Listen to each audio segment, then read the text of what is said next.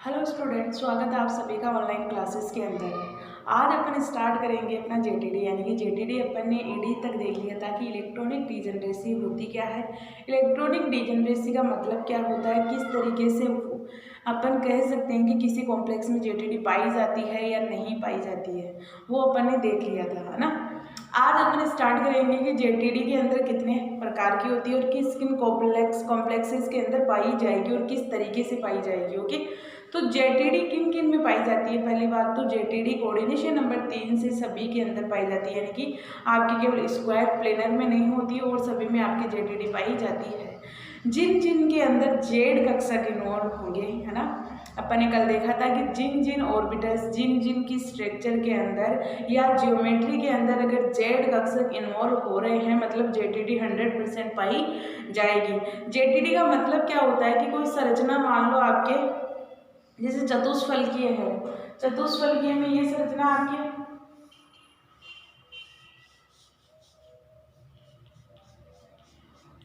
ये स्ट्रक्चर होती है आपके चतुष्फलकीय की ज्योमेट्री ये होती है। इस ज्योमेट्री में क्या हो जाए कि बॉन्ड का या तो बड़े हो जाए बॉन्ड या छोटे हो जाए। डिस्टोर्शन का मतलब है कि वो थोड़े विकृत हो जाए, जिसकी जो आकृति रहती है उससे कुछ अलग हो जाए, उसे अपन डिस्टोर्शन कहते हैं।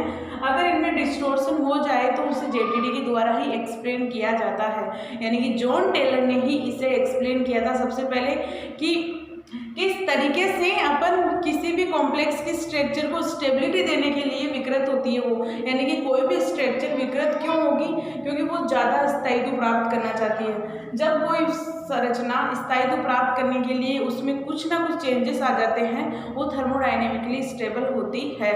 ओके, तो जेटीडी आपके किन किन कॉम्प्लेक्सेस में पाई जाती है। कोऑर्डिनेशन नंबर 3 से ज़्यादा वाले के अंदर हमेशा क्या पाई जाएगी, जेटीडी पाई जाएगी। लीनियर के अंदर कभी भी जेटीडी नहीं पाई जाती है। और साथ में एक बात ध्यान रखनी है कि जिनके अंदर जेड कक्षक इन्वॉल्व होंगे उन्हीं में ही जेटीडी होगी। ओके, तो अपने पास जेटीडी के अंदर अपने पास 3 स्ट्रक्चर प्राप्त हो रही थी। ऑक्टाहेड्रल केस के लिए देख रहे थे अपन कि ऑक्टाहेड्रल केस के अंदर अपने पास देखो, जब जब जेटीडी की एक्सप्लेन करते हैं अपन केवल ऑक्टाहेड्रल को कंसीडर करते हैं, क्योंकि ऑक्टाहेड्रल ही है एक अपना कॉम्प्लेक्स जिसके द्वारा अच्छे से एक्सप्लेन किया जा सकता है कि इसमें किस तरीके से जेटीडी पाई जाएगी। ओके,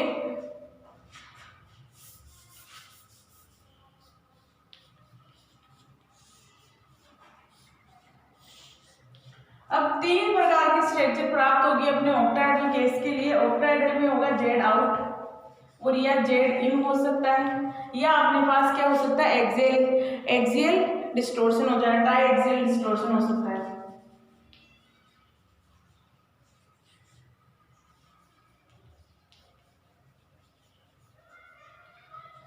तीन प्रकार के स्ट्रक्चर पॉसिबल है ऑक्टाहेड्रल के केस के अंदर कि आपके जेड आउट भी हो सकता है, जेड इन भी हो सकता है और ट्राई एक्सियल डिस्टोर्शन भी हो सकता है। जेड आउट का मतलब ये है कि जो आपके एक्सियल बॉन्ड है वो क्या हो जाए, थोड़े लंबे हो जाए, जिनकी जो अगर लेंथ थी, बॉन्ड लेंथ थी, उससे थोड़े ज़्यादा हो जाए या एक्सटेंड हो जाए, है ना। तो इसे ही अपन बोल रहे हैं जेड आउट।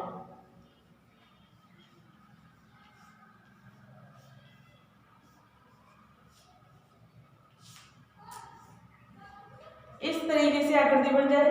जेड इनका मतलब है कि दोनों बॉन्ड को कंप्रेस कर दिया जाए, यानी कि उन्हें दबा दिया जाए दोनों को, तो क्या हो जाएंगे, उनकी बॉन्ड लेंथ छोटी हो जाएगी।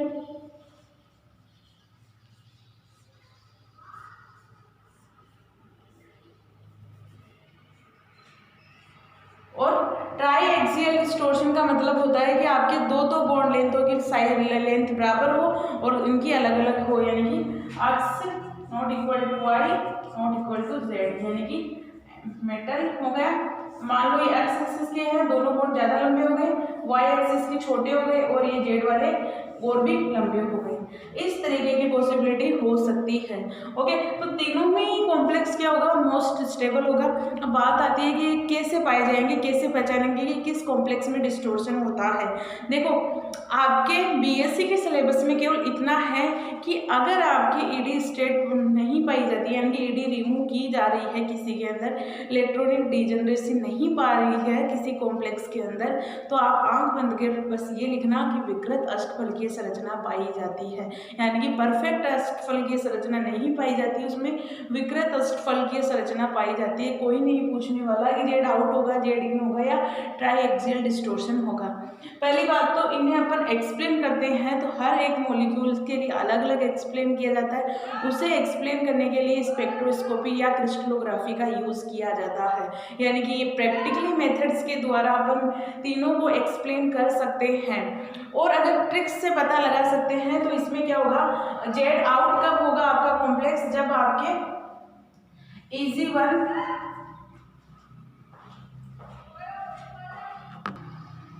अपन आइडिया लगा सकते हैं कि अपने पास जेड आउट कब होगा और जेड इन कब होगा। ओके, मोस्टली यही किसी कॉम्प्लेक्सेस के अंदर पाए जाते हैं। ये बहुत रियर केस में प्राप्त होता है कि ट्राईएक्सियल कॉम्प्लेक्स भी अपने पास बनेगा। ये केवल अपन तब पता लगा सकते हैं जब अपने पास कोई भी स्पेक्ट्रोस्कोपी की डाटा हो, यानी कि डाटा कैसे होगा कि अपने पास दो बॉन्ड होंगे या दो लिगेंड्स होंगे, उनका डाटा सेम होगा, दो का सेम होगा और दो का सेम होगा, तीनों का अलग अलग 3 प्रकार का प्राप्त होता है, तभी अपन ये डिसाइड करते हैं कि आपके पास जो दिया गया कॉम्प्लेक्स है वो क्या है, आपका ट्राईएक्सियल डिस्टोर्शन पाया जाता है। लेकिन अगर अपन ये भी आइडिया लगाए, यानी कि ट्रिक है कि इसके द्वारा EG1 हो या आपके क्या हो, EG3 हो। ओके, अगर आपका इलेक्ट्रॉन, जब मैंने कॉन्फ़िगरेशन बताई थी ऑक्टाहेड्रल और टेट्राहेड्रल के केस में, तो उसमें ये देखना कि EG1 या EG3 के अंदर कोई इलेक्ट्रॉन जा रहा है, यानी EG कक्षक के अंदर अगर एक इलेक्ट्रॉन है तो हमेशा उसकी जियोमेट्री क्या होगी, जेड आउट होगी, अष्टफलकीय विकृत तो होगी, साथ में क्या होगा, वो जेड आउट कॉम्प्लेक्स बनाएगा। जेड आउट का मतलब होता है कि दो आपके पास जो लिगेंड है उनकी लेंथ क्या हो जाएगी, बढ़ जाएगी। ओके, या कौन से हो सकते हैं, अगर आपके पास EG के अंदर यानी कि आपके इस तरीके से थे, इस तरीके से थे, यहाँ EG1 हो रहा था, यहाँ EG2 3 हो जाएगा, यानी कि EG1 में एक इलेक्ट्रॉन, मतलब EG3 का अंदर क्या होगा, 3 इलेक्ट्रॉन आ जाए। अगर आपके पास यहाँ 2 इलेक्ट्रॉन हो जाएंगे तो क्या हो जाएगा, ईडी होगा, यहाँ इलेक्ट्रॉनिक डिजेनरेसी पाई जाती है, मतलब कि यहाँ क्या होगा, जेड आउट, ना तो जेड आउट होगा ना जेड इन होगा। उस कंडीशन में क्या होगा, आपका परफेक्ट ऑक्टाहेड्रल कॉम्प्लेक्स बनेगा। ओके, तो इनमें क्या होगा कि या तो EG1 हो सकते हैं इलेक्ट्रॉन या EG3 इलेक्ट्रॉन हो सकते हैं। अब T2G के केस की बात आती है कि T2G या तो 2 हो, है ना, या क्या हो सकते हैं, T2G 5 हो। ओके, T2G 2 या T2G 5 इलेक्ट्रॉन होंगे तो अब आपके पास क्या होगा, जेड आउट कॉम्प्लेक्स बनेगा। अब जेड इन की कब सिचुएशन आएगी, जेड इन की आएगी आपके पास T2G 1 हो और T2G 4 हो। 1 और 4 होंगे तो हमेशा जेड इन ही प्राप्त होगा, यानी कि जेड इन कॉम्प्लेक्स प्राप्त होगा। अगर आप किसी भी कॉम्प्लेक्स लेते हो, कॉम्प्लेक्स लेने के बाद में उसकी कॉन्फ़िगरेशन निकालते हो, कॉन्फ़िगरेशन T2G EG वाली निकाल लो, अगर T2G 1 आ रही है मतलब आपका जेड इन कॉम्प्लेक्स बनेगा। ओके, तो ये होते हैं याद रखने की तरीके कि जेड आउट कब होगा, जेड इन कब होगा। जेड आउट उनमें होगा जिनके अंदर इलेक्ट्रॉनिक विन्यास आपका, आप इलेक्ट्रॉनिक विन्यास ये नहीं लिखोगे कि 3D5 हो गया, 4s2 हो गया, 4p हो गया, वो इलेक्ट्रॉनिक कॉन्फ़िगरेशन आपके अलग मेथड है। लेकिन CFT के अकॉर्डिंग आप इलेक्ट्रॉनिक विन्यास निकालोगे, वो होगा आपका जेड आउट जेड इन, यानी कि T2G और EG के केस में। ओके, जैसे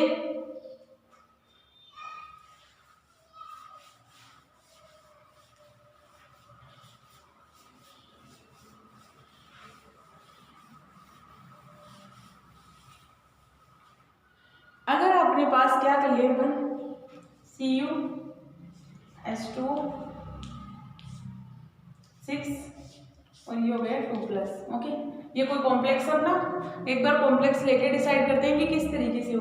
आपको देखने में ये लग रहा होगा कि इसके अंदर क्या है, लिगेंड भी सेम है, 6 के 6 वाटर लिगेंड है। वाटर लिगेंड है तो 6 के 6 क्या होने चाहिए, परफेक्ट होने चाहिए, बट ये परफेक्ट नहीं होता है। क्यों? क्योंकि कॉपर के पास जो वाटर लगा हुआ है, वाटर की साइज है बड़ी, साइज बड़ी है तो क्या हो जाएंगे, 6 के 6 लिगेंड एक साथ नहीं आ पाएंगे। यानी कि आपके पास ये Cu हो गया, 6 के 6 लिगेंड एक साथ नहीं रह पाएंगे।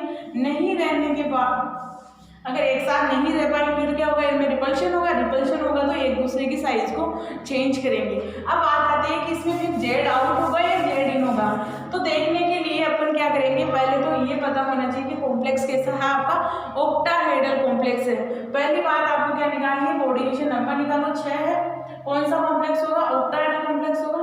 अगर ऑक्टाहेड्रल कॉम्प्लेक्स पता लग गया तो पूछ सकता है कि ऑक्टाहेड्रल में विकृत होगा या कैसा होगा, यानी कि परफेक्ट ऑक्टाहेड्रल कॉम्प्लेक्स होगा या आपके डिस्टोर्शन में ऑक्टाहेड्रल कॉम्प्लेक्स होगा।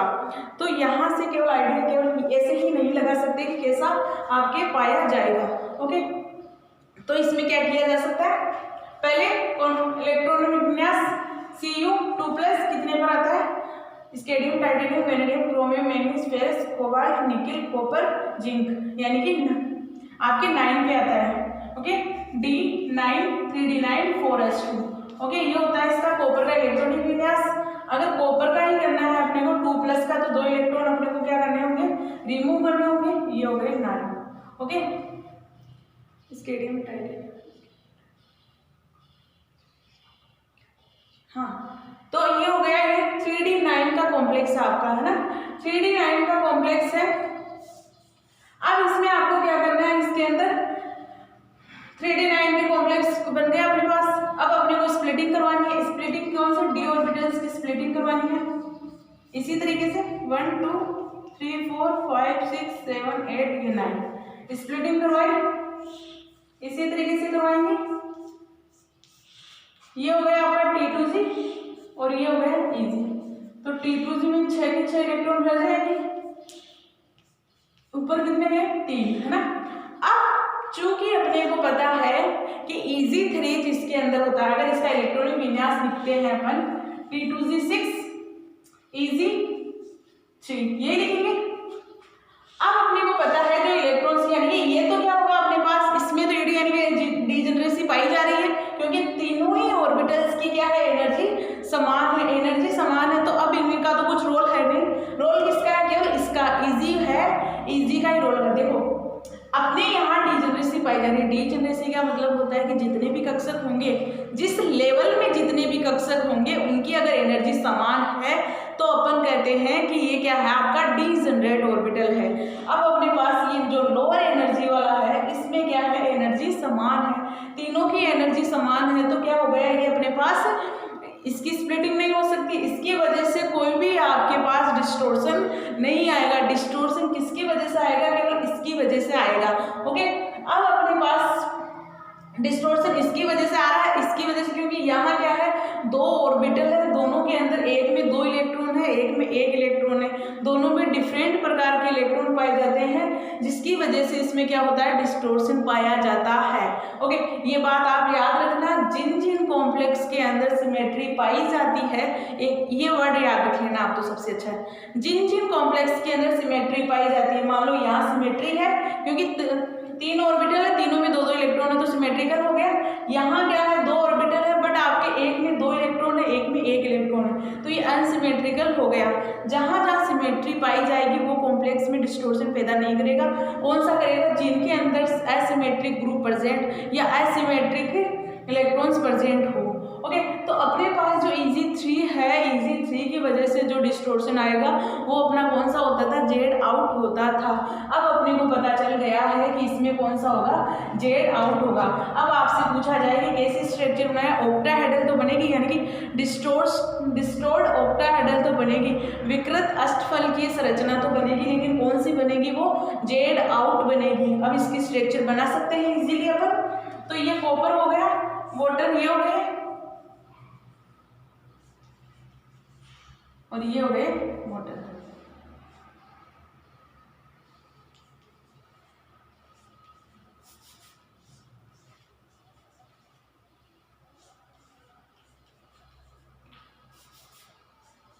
क्योंकि ऑक्सीजन से ही तो अटैच है, तो थोड़ा ऑक्सीजन से अटैच है। ओके, तो ये हो गया अपना जेड आउट कॉम्प्लेक्स। ओके, तो अपन इस तरीके से किसी भी कॉम्प्लेक्स की इजीली व्याख्या कर सकते हैं कि जेड आउट होगा या जेड इन होगा। ये थी कहानी अभी तक जेटीडी की कि किस तरीके से जेटीडी अपन किसी भी कॉम्प्लेक्सेस में देखते हैं।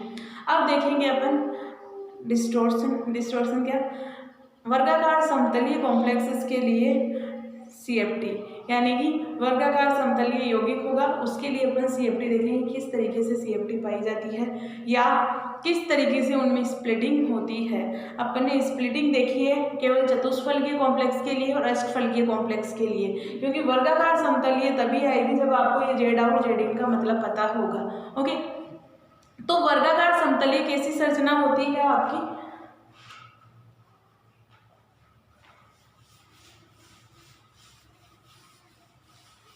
यानी कि चारों ही लिगेंड होंगे वो आपके एक प्लेन में पाए जाएंगे। ओके, यही थी एक प्लेन में पाए जा रहे हैं, इसे वर्गाकार समतलीय संरचना कहते हैं। वर्गाकार समतलीय संरचना किस तरीके से होगी, इस तरीके से होगी, यही है। या इसका दूसरा रूप लिखें तो वो कैसा होगा आपका, मेटल एक बॉन्ड हो एल एल एल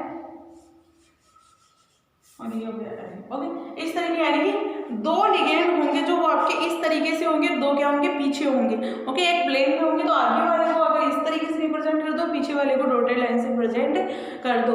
ये है आपका वर्गाकार समतलीय। अब बनी कहाँ से, मान लो आपके पास कोई जेड आउट कॉम्प्लेक्स है, जेड आउट कॉम्प्लेक्स के दोनों वो लिगेंड थे जिनकी लेंथ सबसे ज़्यादा है, उनकी बहुत ज़्यादा कर दी जाए, यानी कि बहुत ज़्यादा करेंगे लिगेंड्स की।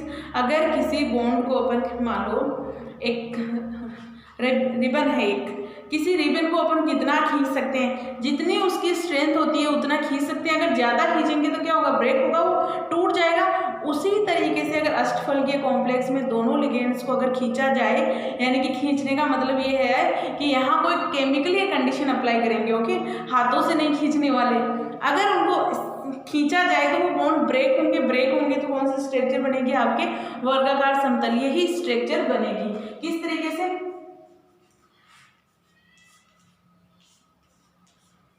अगर ये एल लिगेंड है, इस तरीके से इनकी लेंथ बढ़ गई तो अब क्या होंगे, ये ब्रेक हो जाएंगे तो कौन सी स्ट्रक्चर बच जाएगी आपके पास, ये वाली स्ट्रक्चर बच जाएगी।